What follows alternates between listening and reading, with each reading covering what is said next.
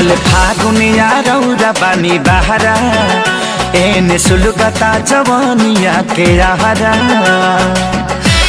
जी बोली ना, चढ़ल फागुनिया रौरा बानी बहरा एने सुलगता जवानिया के आहरा। काम मरद वाला के करी रौरी बोली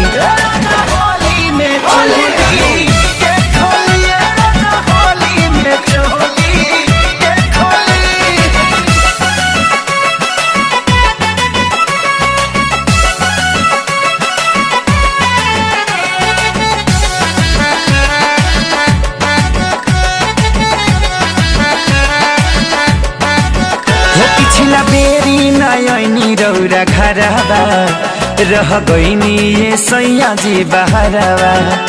लूट पैनी न होली के लहरवा भेज दिहनी काहे हमके नैहरवा। हो पिछला बेरी नयनी रौरा घरवा रह गईनी ये सैया जी बहरवा। लूट पैनी न होली के लहरवा भेज दिहनी काहे हमके नैहरवा। तो यो सहुमारे तना देखिया बगौआ टोली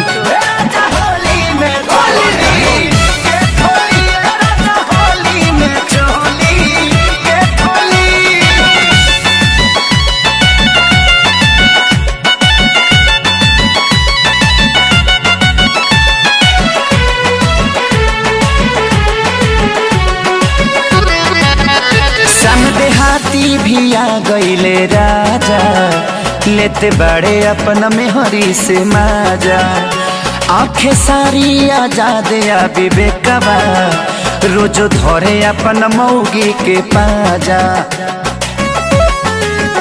सम देहाती भी आ गईले राजा लेते बड़े अपना मेहरी से माजा। आंखें सारी आजाद या विवेकवा रोज धरे अपना मौगी के पाजा। कसैया दर्द के गोतानी रोजे गोली होली में चली।